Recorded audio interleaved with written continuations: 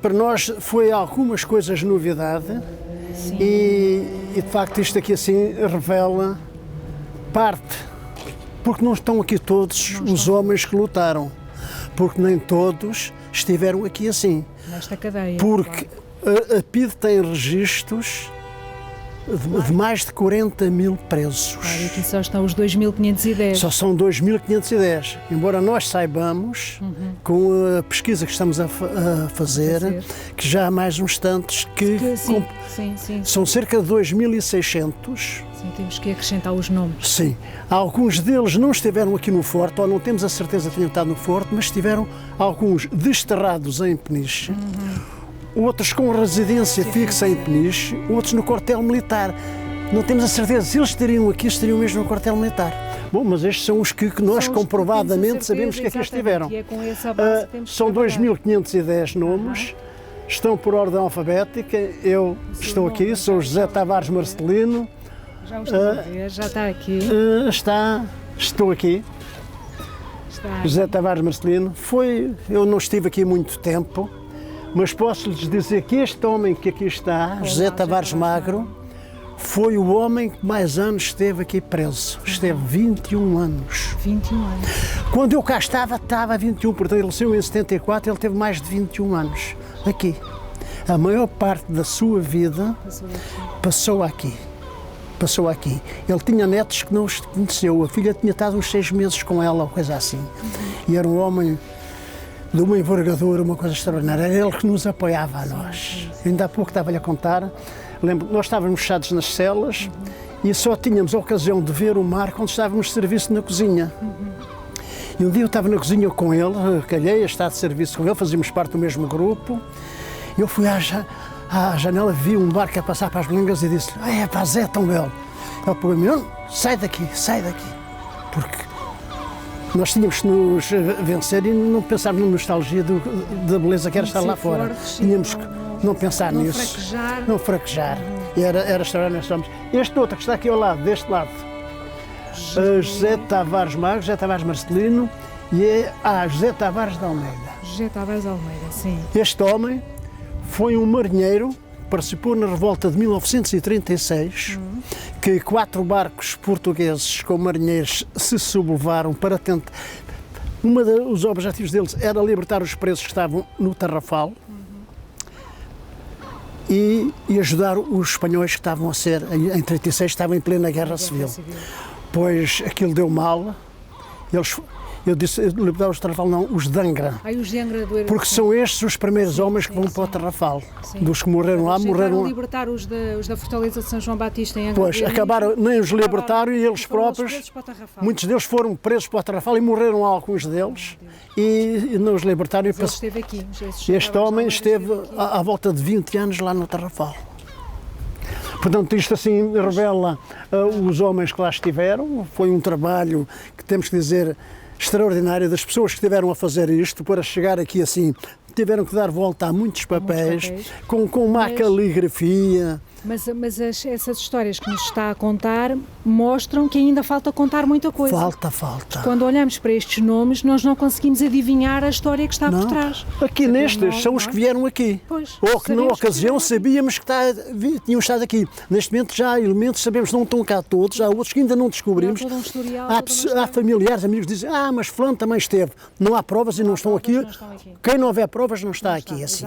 Embora haja alguns que não estão aqui e que estiveram cá. Mas não há provas, não.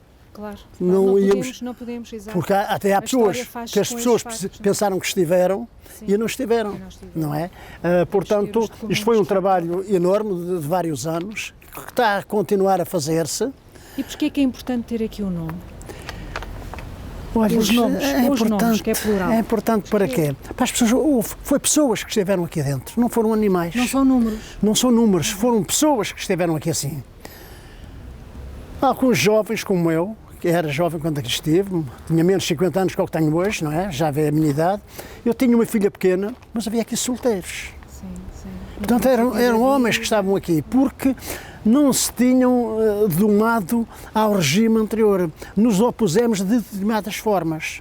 Uns de uma forma mais eficaz, outra menos, mas aqueles que eles se apercebiam que organizadamente se opunham, eles nos iam buscar, não é? Iam buscá-los e depois não era só o estar aqui dentro, nós depois de sairmos da prisão continuávamos a sofrer, não é? Continuavam vigiados sempre. Éramos despedidos da empresa onde trabalhávamos, então se fosse uma empresa pública não nos aceitavam lá, se fosse uma grande empresa, quando eles se apercebiam onde é que nós tínhamos estado, a mim fizeram isso, queriam que eu assinasse um papel em como não metia política, eu recusei isso, disse não, eu estou aqui como funcionário técnico, sirvo como técnico, não sou político. Recusei-me, fui despedido. E depois fui para outra empresa, disse que tinha estado imigrado. Mas aqui eu entramos, por exemplo, eu há pouco perguntamos o que é que eu sentia, nós sentimos um arrepio. Um arrepio. Eu ainda não consigo falar nestas coisas sem chorar, ainda há pouco eu estava a almoçar, e depois algumas pessoas estavam ali, onde é que vão, onde é que não vão, depois dizem, eu vou a tal sítio. Comecei a dizer que as lágrimas vieram, porque isto era muito duro, era muito duro. Nós hoje temos aqui num belo dia. Pois, mas isto aqui era gelado. Eu lembro que eu estava na cela, numa das últimas celas, eu aqui tinha uma camisola, e passei o verão aqui, uma camisola dessas de pescador de gola alta, e andava com ela. E saí daqui com o reumático, e tive pouco tempo, não chegou a um ano. Não chegou a um ano. Estes números aqui, a importância deles é homenagearmos aqueles que estiveram aqui assim. A maior parte deles já cá não estão, não viram isto. Eu penso que estamos vivos, dos que estão aqui, não há menos de 100. E se for mais de 50, tenho dúvidas. Já não estamos aqui. E aqui isto revela, são muitos milhares de anos que aqui foram passados. Se não vejamos. Pois, a somar tudo. Não dava aqui por um ano o mínimo que se estava aqui. Vezes 2.500 são 2.500 anos. Mas houve homens como este que eu aqui frisei, não só, o José Magro, esteve aqui 21 anos. Portanto, se fizermos uma média de 10 anos, vezes 2.500, são 250 mil trabalhos. Eu sou órfão de pai desde os 4 anos, portanto comecei a trabalhar muito cedo. E eu comecei a trabalhar pela comida. Quando eu saí da instrução primária, minha mãe fez questão de nós éramos 8 menores quando o meu pai morreu, fez questão de nós, os homens, fazermos a 4ª classe. E as mulheres aprendiam a ler. E, de maneira que eu comecei logo a trabalhar muito cedo, sentindo na carne a dificuldade. Depois fui para Lisboa quando tinha 14 anos. A exploração era enorme. Eu queria um pouco mais do que tinha sido a minha vida, então fui trabalhar para a material de guerra. E penso que é aqui a consciencialização nos anos 58, quando foram as primeiras eleições de Humberto Delgado, que há um grande movimento e que isso arrastou muita gente sem querermos, arrastou. E eu sei que na material de guerra tive uma posição que ficou muito gravada, que o Salazar, não sei se sabem, ele tinha a alcunha dos Esteves, porque não ia estar, ele tinha estado, porque só sabia que ele tinha estado, porque nunca era anunciado. E nós, na material de guerra, soubemos que ele ia visitar a oficina. Eu estava numa oficina, que era a oficina dos tanques, das peças de artilharia, etc. Era nessa oficina, que era uma oficina grande, onde os carros andavam, passavam os tanques e tudo, passavam lá por dentro. E ele passou num carro blindado, lá dentro, a visitar a gente. Então os meus chefes vieram ter junto de nós para angariar fundos para comprar uma prenda para o Salazar.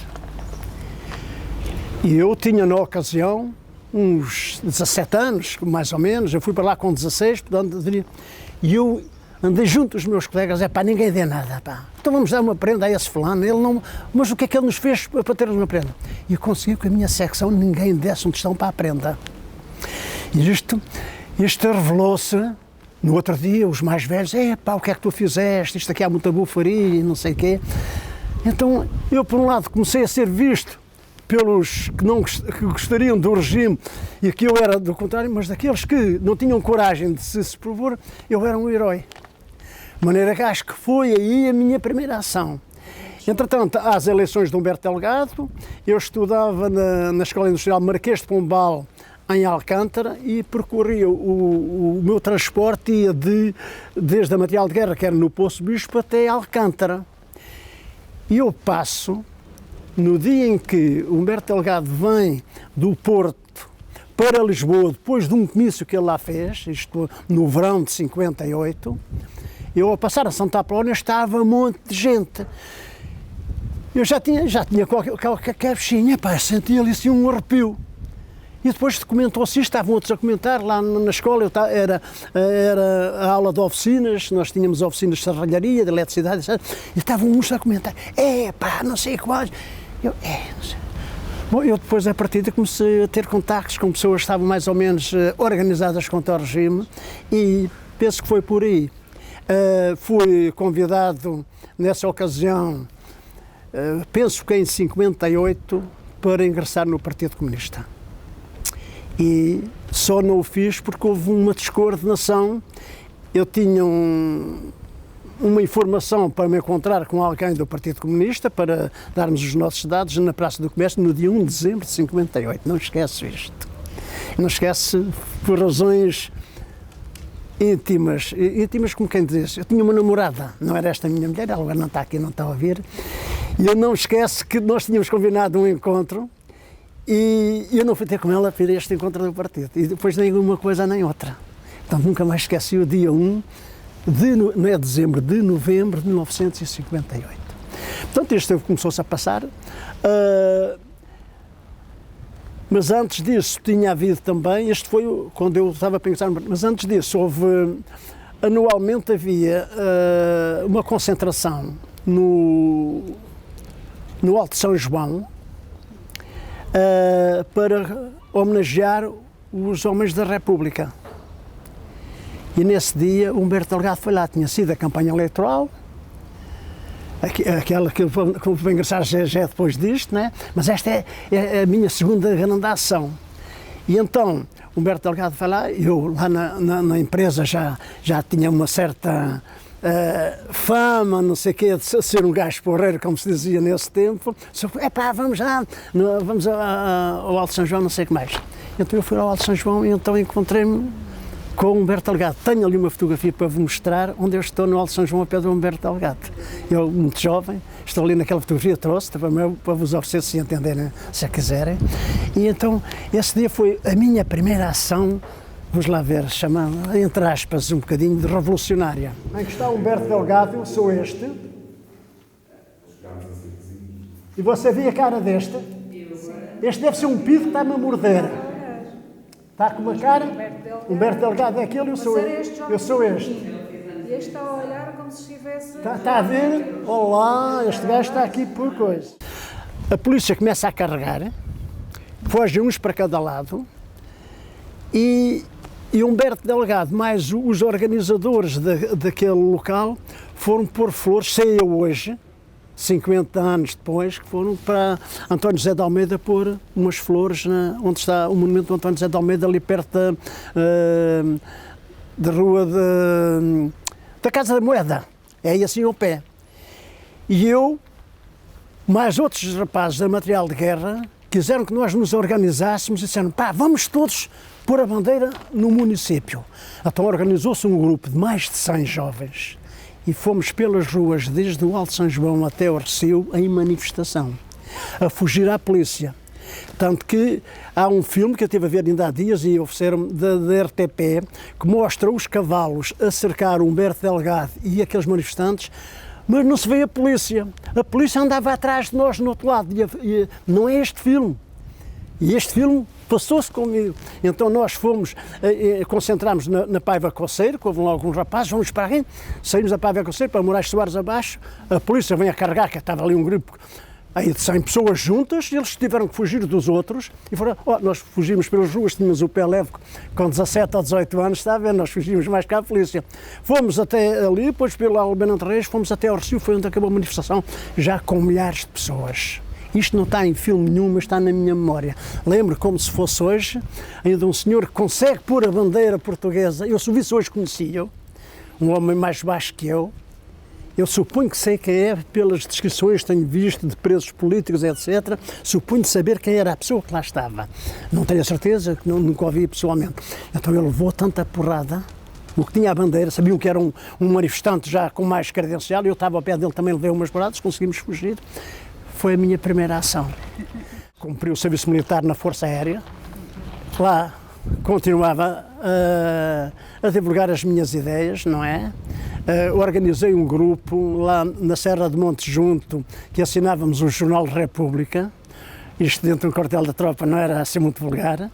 E sei que depois, quando houve a tomada do Santa Maria pelo Henrique Galvão e mais uma série de jovens, eu estava de serviço em Monte Junto. Puseram de prevenção, deram armas a todos para cercar a serra.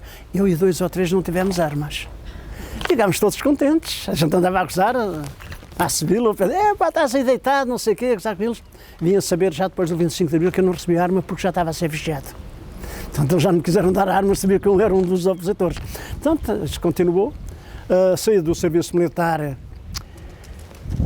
continuei a estudar à noite, fui acabar o curso. Eu andava no curso industrial de Serralheiro, que fiz o 5º ano, estava no último ano. Depois fui para a tropa, não concluí. Quando vim, como tinha feito o curso de radar, fui para outro curso de eletrónica, no mesmo local, mas com a escola com outro nome, para a Fonseca Benevides.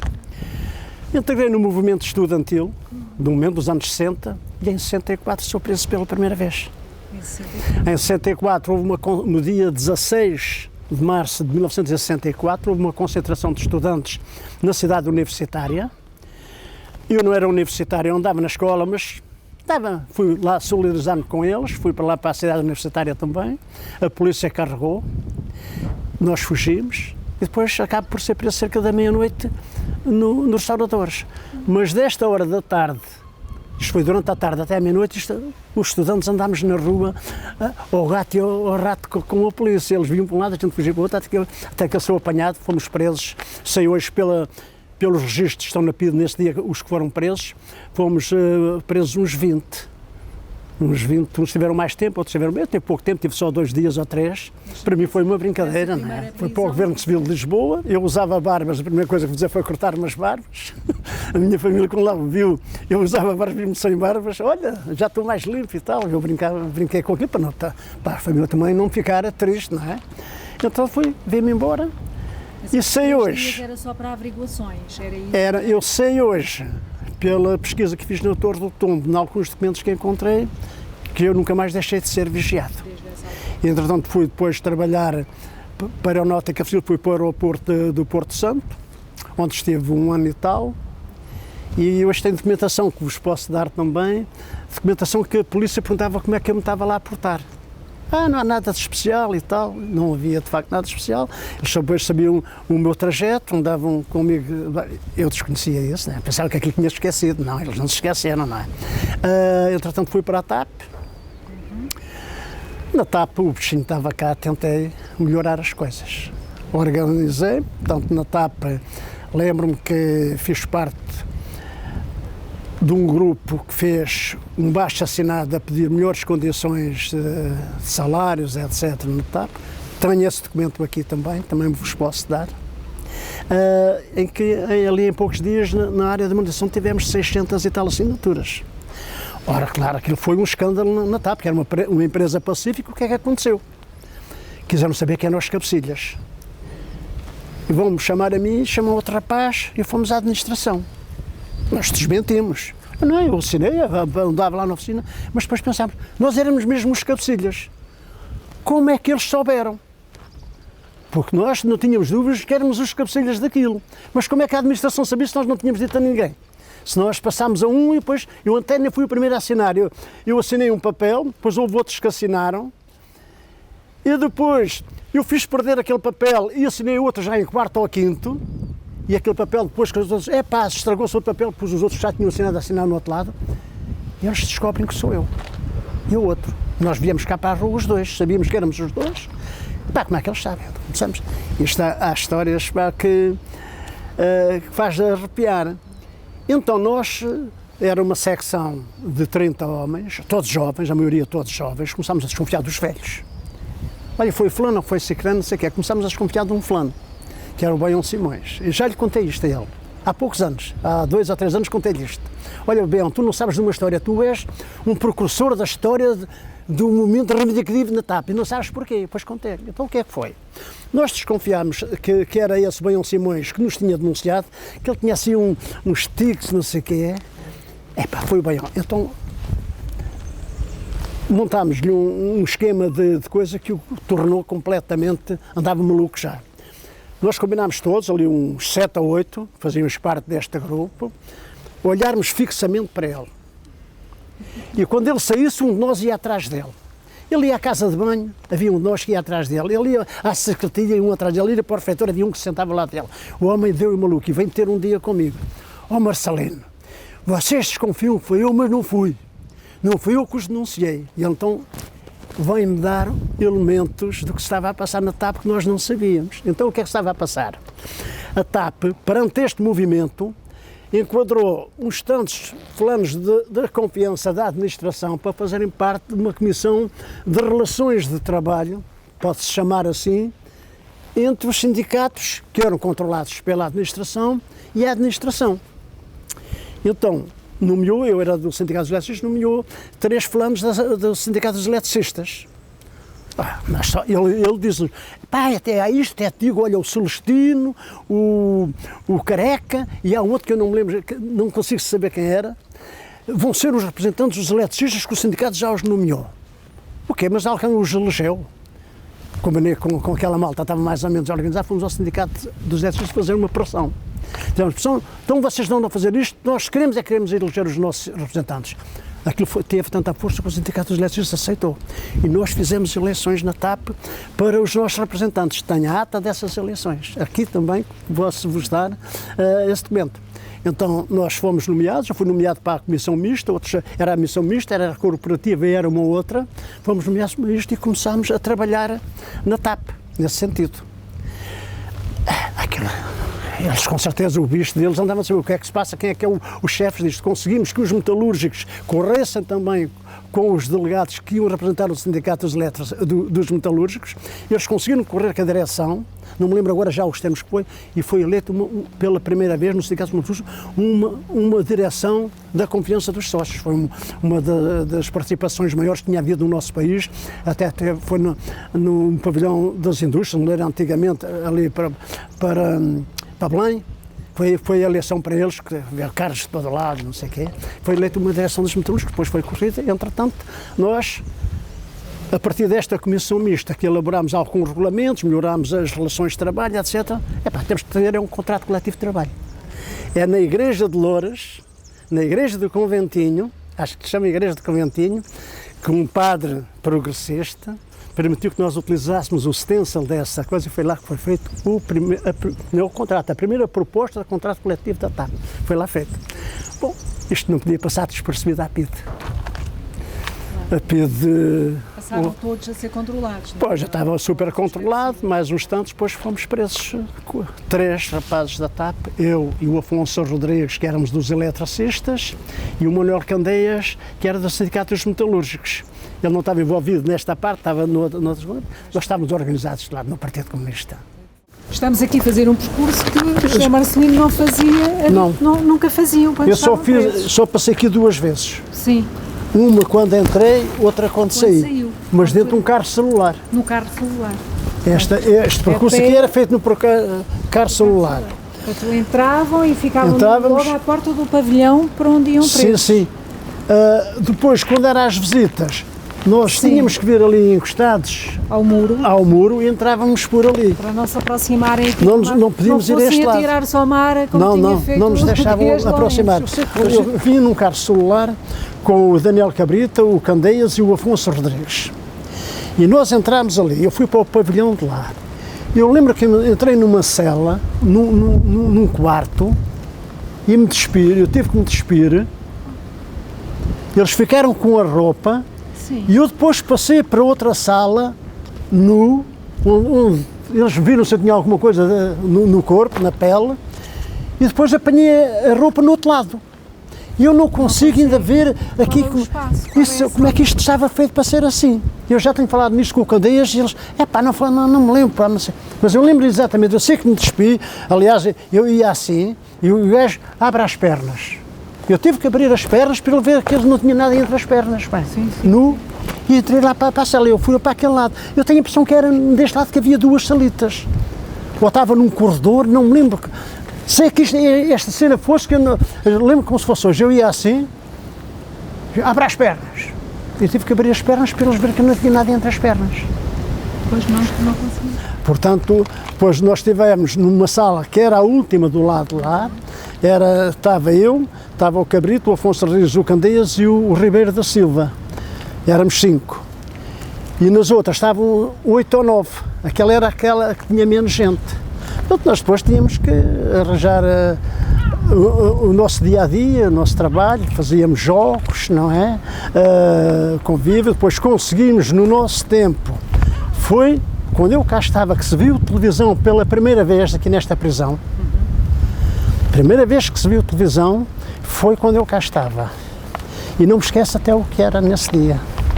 Havia uma luta já grande, havia rádio, mas não se podia ouvir as notícias, só tinham os altifalantes e o guarda desligava quando vinham as notícias, era só a música, e já tinha sido uma grande conquista. E depois nós conseguimos ver televisão. O que é que eles nos deixam ver? Era o Festival da Miss Universo. Epá, a malta ficou indignada. Queríamos ver televisão, não era aquilo que a gente queria, não é? E havia malta que se queria recusar, pelo menos os mais jovens, eu era um deles, e eles, não aceitamos. Então, os mais antigos, isto é uma escada, pá. Se nós não aceitamos isto, andamos há tantos anos a lutar, para a próxima que a gente pedir, eles dizem, então já vos demos e vocês não aceitaram. Então nós conseguiu-se convencer o outro pessoal que as dificuldades que havia de comunicação uns para os outros, nós em cada cela havia um chefe, vamos lá, não era chefe, era um responsável, que era o que comunicava com as outras, não íamos todos falávamos, não sei se era o Candeias, se era o Cabrita que era o responsável, então decidimos, então está bem, explicou-nos isto tudo, e nós então fomos ver as misses. Foi o dia que nos deitámos mais tarde aqui na Peniche, deitámos à 1h da tarde, eu tive até ao fim. Não me esquece, só estávamos 3 ou 4, eu sei que era eu, o Cabral de Matos e não sei quem eram os outros. Era só 3 ou 4, tivemos até. No outro dia eles gozavam connosco, não sei quantos, não sei o quê. Jovens, não é? Está a ver? Este espaço não diz nada do que era aquele tempo. Portanto, isto aqui era um espaço que tinha uma importância extraordinária para nós. Era o único momento que nós tínhamos meia hora à volta disso de ar livre. Então conseguimos pôr aqui uma rede de vôlei e jogávamos, brigávamos uns com outros. Eu, por acaso, como nunca tive assim muito jeito para pôr as coisas, eu fui praticante de desporto, fiz atletismo e fiz ciclismo no Benfica. Eu, que você conhece, o Jaime Fernandes, sim. Eles ficavam aqui, então nós andámos aqui a correr à volta. E havia uns, também fingiam que andavam a falar com os que estavam ali.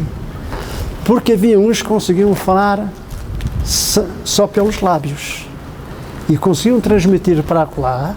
Eu lembro que era o Canais Rocha, que se punha aqui num sítio destes, a andar e fazia. A falar com aqueles. Havia uns que estavam lá que já não podiam olhar, os guardas, imediatamente coisa. Então ele estava aqui, fingia que não estava a olhar lá, mas estava com os lábios a dizer o que é que estava, a mandar as mensagens para lá. Tínhamos depois lá um tanque, e o tanque, eu, como tinha família em Lisboa, a minha mulher é que me lavava a roupa.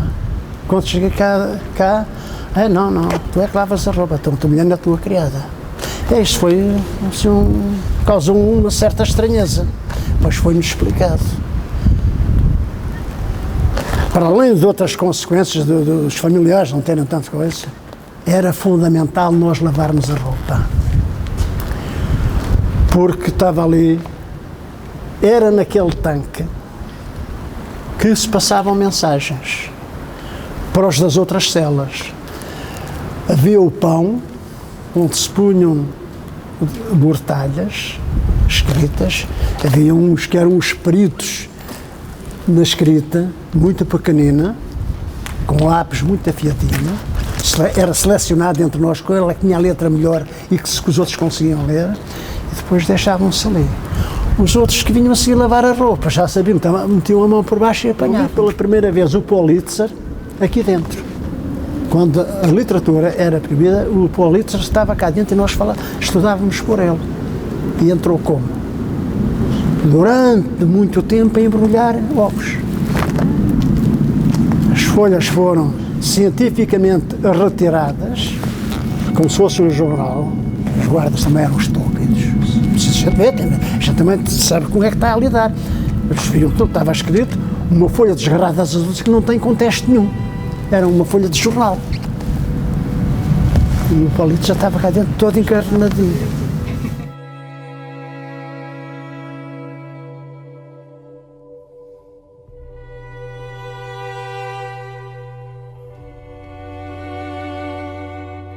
A pessoa que vendeu a casa,